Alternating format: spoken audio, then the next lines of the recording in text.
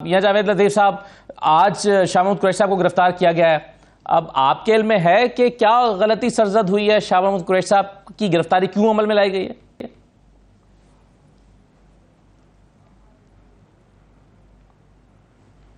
نہیں، مجھے ان کی آج کی غلطی کا تو علم نہیں ہے۔ جو سابقہ غلطیاں ہیں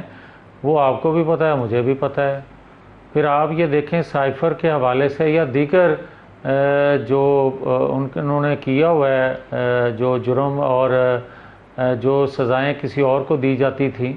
ان میں تو وہ برابر کے شریک رہے ہیں، مگر میرے علم میں نہیں ہے کہ کس بنیاد پہ ان کو گرفتار کیا گیا ہے۔ نگران سیٹ اپ ہے، میں تو آپ کی زبانی سن رہا ہوں کہ ان کو گرفتار کر لیا گیا ہے۔ صحیح ہے، بالکل ظاہر ہے آپ کی حکومت نہیں ہے جی، اس لیے میں کہتا کہ آپ کی معلومات کیا ہیں، کیونکہ ظاہر ہے آپ حکومت تو نہیں ہے ابھی اس وقت۔ لیکن سر یہ بتائیں کہ ایک سوال کا جواب تو آپ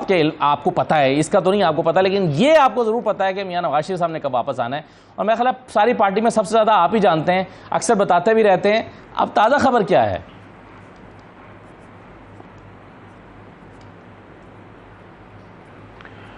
نہیں اسد اللہ، بات یہ ہے کہ اگر تازہ خبر یا ماضی کی خبر کے حوالے سے آپ بات کریں گے تو میں نے 2021 دسمبر میں نے کہا تھا کہ نواز شریف آ رہے ہیں، اور آپ کو یاد ہوگا کہ اس وقت کا جو پرائم منسٹر تھے اس نے اسپیشل کیبنٹ اجلاس بلایا اور یہ کہا کہ نواز شریف کا راستہ ہموار کیا جا رہا ہے اور ہیوی انویسٹمنٹ کی جا رہی ہے۔ نہ مجھے آج تک پتہ چل سکا اور نہ شاید آپ لوگوں کو پتہ چل سکا کہ وہ ہیوی انویسٹمنٹ کہاں کی جانی تھی جس نے راستہ ہموار کرنا تھا نواز شریف کا۔ ہاں، ہمیں یہ ضرور علم ہوا کہ جو اس وقت کا ایک پیج تھا وہ حرکت میں آیا اور پھر نواز شریف کے راستے بند کر دیے گئے، اور جو آج تک روڑے اٹکائے جا رہے ہیں یا ان کے راستے میں، پہلے تو یہ ہوتا تھا کہ جب نواز شریف حکومت میں آتے تو نواز شریف کا وہ ترقی کا سفر، وہ ترقی کا راستہ روکنے کے لیے بارودی سرنگیں بچھائی جاتی تھی ان اوقات میں جب عالمی قوتوں کی اور ان قوتوں کی خواہش جو پاکستان کو سٹیبل، پاکستان کو مستحکم یا پاکستان کو خوشحال نہیں دیکھنا چاہتی تھی۔ اس کو آپ کوٹ کر سکتے ہیں، جب نواز شریف نے پاکستان کے دفاع کو ناقابل تسخیر بنایا تو اس وقت نواز شریف کا تو کوئی جرم نہیں تھا۔ جس طرح آج آپ پوچھ رہے ہیں کہ شاہ محمود قریشی سے نیا جرم کیا ہوا ہے تو جس کی وجہ سے اس کو سزا دے دی یا گرفتار کر لیا گیا ہے، تو میرا بڑے ادب سے آپ سے بھی سوال ضرور ہوگا اور قوم بھی سوال آپ سے ضرور یہ کر رہی ہوگی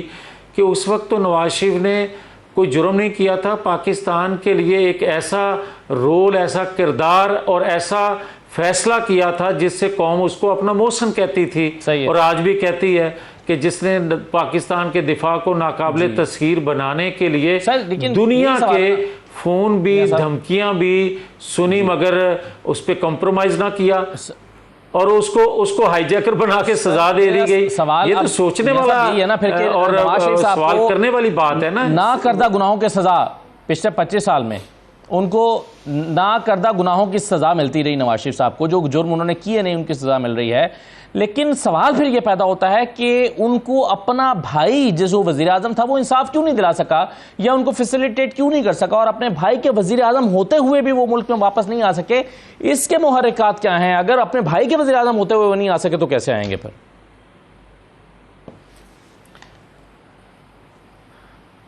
اسد اللہ، بڑی مہربانی آپ نے یہ سوال کیا۔ بات تو ہے ہی اصل یہ کہ ہم تو جو نواز شریف کی قیادت میں پچھلے 30 سال سے جدوجہد کر رہے ہیں اور بار بار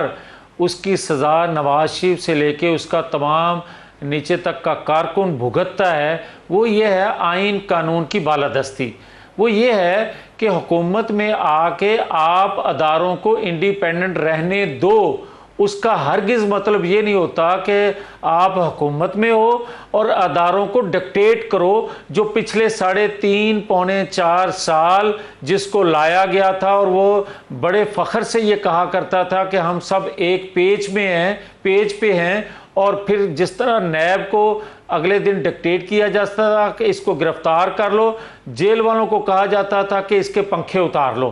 کبھی جو ریاست کا سربراہ ہوتا ہے وہ یہ نہیں کر سکتا، اس کا اختیار یہ نہیں ہوتا کہ وہ اداروں کو حکم کرے، کیونکہ ادارے آئین کے تابع ہوتے ہیں، چیف ایگزیکٹو کے تابع نہیں ہوتے اس کے غیر آئینی احکامات ماننے کے پر۔ ہاں، اس کے آئینی اختیارات ماننے کے وہ پابند ہوتے ہیں، جو نواز شریف کے دور میں آئینی جو تقاضے تھے، جو آئینی احکامات تھے نواز شریف کے نہیں مانے جاتے تھے، اور غیر آئینی غیر قانونی احکامات 3.5 پونے 4 سال مانے جاتے رہے۔ یہ اس کی وجہ ہے جو آج آپ سوال کر رہے ہیں کہ 15-16 ماہ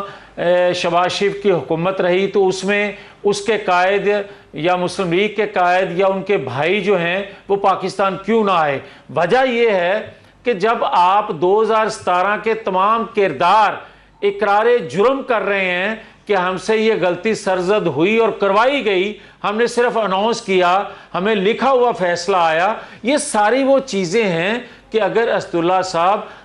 اقرار جرم کرنے کے بعد، میں یہ سمجھتا ہوں کہ ریاستی اداروں کی ذمہ داری ہے کہ محسن پاکستان جو تھا، جس نے ریاست کے لیے بہتر صرف کیا، جس نے اپنے آپ کو مصیبت میں جھونکا، اس کو آج بے گناہ ہونے کی وجہ سے اس قطار میں نہ لگایا جائے۔ میاں صاحب دو راستے ہیں نا، ایک تو آئیں اور وہ آخر عدالت میں جائیں اور جا کر کہیں کہ میں بے گناہ ہوں،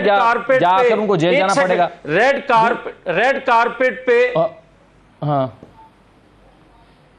پھر مجھے یہ نہیں رک جائے نا، میں یہی تو اسداللہ سے یہ سوال کر رہا ہوں، میرے چھوٹے بھائی ہیں اسداللہ صاحب، میں یہی سوال کرتا ہوں میرے بھائی کہ اگر میں نے کوئی جرم بھی نہیں کیا، آپ بھی اقرار کر رہے ہیں، فیصلہ دینے والے بھی، فیصلہ لینے والے بھی، فیصلہ سنانے والے بھی، بینیفیشری جو تھے اس وقت کے 5 کردار، سارے کے سارے، یہاں تک کہ جس کو لایا گیا تھا وہ بھی اپنی محفلوں میں اقرار کرتا ہے کہ نواز شریف کے ساتھ ظلم ہوا، نواز شریف کے ساتھ ناانصافی ہوئی۔ تو پھر مجھے بھائی میرے یہ بتاؤ نا کہ میں نے کوئی ذاتی اپنا فائدہ تو نہیں لیا تھا، میں نے ریاست کا فائدہ کیا تھا، تو ریاستی اداروں کی ذمہ داری ہے، چند شخصیات نے اگر غلط کیا ہے تو ریاستی ادارے بطور ادارہ اس کو کیوں نہیں اس کا مداوع کرتے؟ بھائی کرنا چاہیے تاکہ پاکستان کے لیے آئندہ بھی کوئی اپنی گردن پیش کر کے پاکستان کی ترقی، پاکستان کی خوشحالی کو یقینی بنائے۔ اور اگر آپ جب چاہیں بھائی، آپ اسداللہ صاحب، آپ نے بڑی اچھی بات یہ بھی کہی کہ مجھے یہ بتاؤ بھائی کہ آپ 4 بوتلوں پہ جو شراب کی بوتلیں کسی سے پکڑی جاتی ہیں یا کسی جگہ گندگی کا ڈھیر لگا ہوتا ہے یا کسی شہر میں پانی کا نکاس کا کوئی بندوبست پراپر نہیں ہوتا تو آپ اس پہ از خود نوٹس لے سکتے ہو، وہاں خود نوٹس ہو جاتے ہیں تو یہاں کیوں نہیں ہو سکتا؟ تو پھر مجھے یہ کہنے کی اجازت دیں بڑے ادب سے، لیکن سر بہرحال اب اگر آپ خود نوٹس نہیں ہو رہا تو آپ نے تو اپنے قائد کو واپس لانا ہے، تو میاں صاحب آپ چلے جائیں عدالت کے پاس اور کہیں کہ یہ فیکٹس میں غلطی تھی، آنے دیں ان کو جیل میں مت ڈالیں، سر آپ چلے جائیں عدالت میں۔ نہیں نہ اگر یہ آپ کہیں گے تو مجھے جیل سے نہ ڈرائیں۔ مجھے جب سزا سنائی گئی تھی تو میں پاکستان سے باہر تھا، پاکستان سے باہر نواز شریف اپنی شریک حیات کو بستر مرگ پر چھوڑ کر، جب آپ نے سزا ریاست میں کے اداروں میں بیٹھے چند لوگوں نے بلی چڑھانے کے لیے اپنا انتقام، اندھا انتقام لینے کے لیے اس کو سزا سنائی، اس کی بیٹی کو سزا سنائی، تو وہ باہر نہیں بیٹھے رہے، جبکہ ان کے پاس جواز موجود تھا کہ میرے ساتھ ناانصافی ہوئی ہے، میں پاکستان نہیں آؤں گا، اور کوئی لانا بھی نہیں چاہتا تھا، مگر دنیا کو اس نے بتایا کہ میں نے کیونکہ کوئی غلط نہیں کیا لہٰذا میں جیل بھگتنے کے لیے آ رہا ہوں۔ وہ آیا جیل۔ آج جب تمام چیزیں آشکار ہو چکی ہیں، تمام چیزوں کا سب کو علم ہو چکا ہے، تمام کردار جو ہیں وہ اقرار جرم کر چکے ہیں، آج اس کو ضرورت بھی نہیں ہے، تو پھر آج کیوں نہیں آپ اقرار کرتے؟ آج تو ریاست کو ضرورت ہے اس کی۔ تو میاں صاحب پھر ہم یہ کہہ دیں نا کہ ہواؤں کا رخ تو بدل گیا، وہ جو آپ کے مطابق جس شخص کو 3.5 سال کے لیے مسلط کیا گیا تھا وہ چلا گیا، ہواؤں کا رخ تبدیل ہو گیا، پی ڈی ایم کی حکومت بن گئی، آپ کی جماعت کی حکومت آ گئی، وہ ہواؤں کا رخ میاں نواز شریف کے لیے تبدیل نہیں ہوا، باقیوں کے لیے ہو گیا، شہباز شریف صاحب کے لیے ہو گیا، باقیوں کے لیے ہو گیا، لیکن میاں نواز شریف کے لیے ہوائیں نہیں بدلیں، یہ تو پھر مانیں گے آپ؟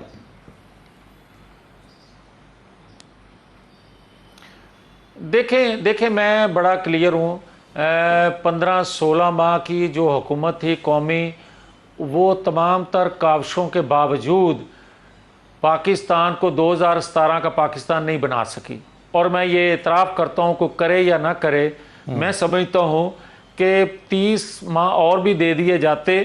تو 2017 کا پاکستان نواز شریف کے بغیر نہیں بن سکتا۔ نواز شریف کی قیادت کے بغیر ہم یہ جان چکے ہیں کہ یہ پاکستان اپنے پاؤں پہ کھڑا نہیں ہو سکتا، اس کے پاس ویژن ہے، اس کے پاس تجربہ ہے، اس نے تمام چیلنجز کو فیس کیا ہوا ہے، اور جو کہ شہباز شریف کے پاس نہیں ہے، کہ جو وہ ممالک یا وہ طاقتور لوگ جو پاکستان کے خیر خواہ ہیں وہ نواز شریف کے ساتھ کھڑے ہیں، اور نواز شریف پہ ان کو اعتماد ہے، نواز شریف اور وہ شہباز شریف صاحب کے ساتھ دینے والا نہیں ہے، قوم کو کبھی دھوکہ دینے والی، یہ سارے ایک پیج پہ تب آ سکتے ہیں، یہ سارے کے سارے اس پیج پہ تب ایک پیج پہ اکٹھے ہو سکتے ہیں جب نواز شریف کی شکل میں اس کو موقع دیا جائے۔ ہاں یہ بات آپ ضرور کہہ سکتے ہیں کہ ہواؤں کا رخ بدلنے کے باوجود بھی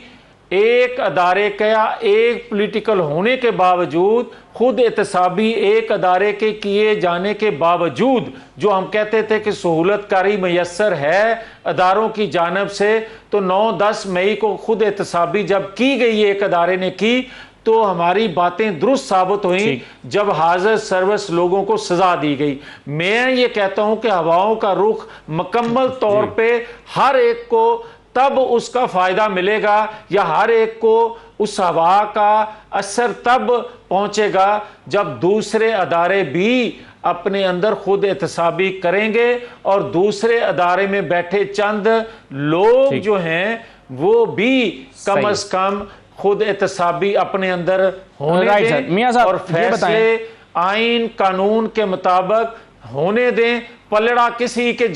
طرف جھکے نہ۔